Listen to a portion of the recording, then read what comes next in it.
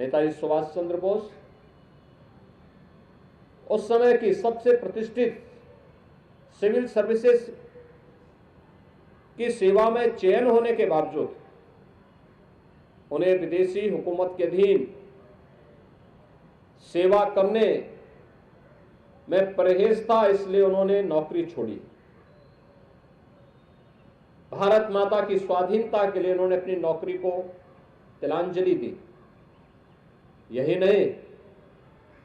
वह एक ऐसा कालखंड था जब साधन के अभाव थे, यह देश गुलाम था, तमाम प्रकार की आपदाएं थी, गुलामी तो थी ही, आपदाएं भी थी। कभी प्लेग की बीमारी फैलती थी, कभी सूखा और अन्य तमाम प्रकार की चुनौतियों का सामना देश को करना पड़ रहा था। उन स्थितियों में सेवा भाव कैसे होना चाहिए, इसकी भी मिसाल उन्होंने अपने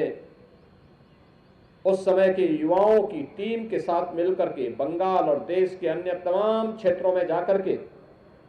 उस प्रकार के अभियान के साथ जुड़ करके युवाओं के लिए एक नई प्रेरणा अपने संवेदना के माध्यम से भरने का कार्य किया। और जब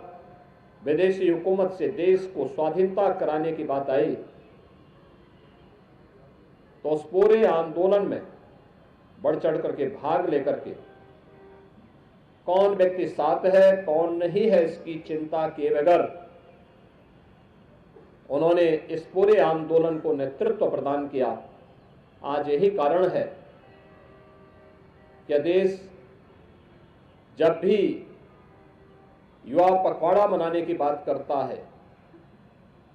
तो स्वामी विवेकानंद की पावन जयंती से लेकर के नेताजी सुभाष चंद्र बोस की पावन जयंती तक इस पूरे कार्यक्रम के साथ जुड़ करके युवाओं को एक नई प्रेरणा इससे प्राप्त हो,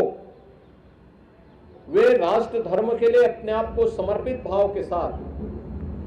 जो चुनौतियां हमारे सामने हैं, जाति की, मत और मजहब की, क्षेत्र और भाषा की, इससे ऊपर उठ करके हर नागरिक का एक ही धर्म होना चाहिए, वो राष्ट्र धर्म है, और राष्ट्र धर्म के प्रति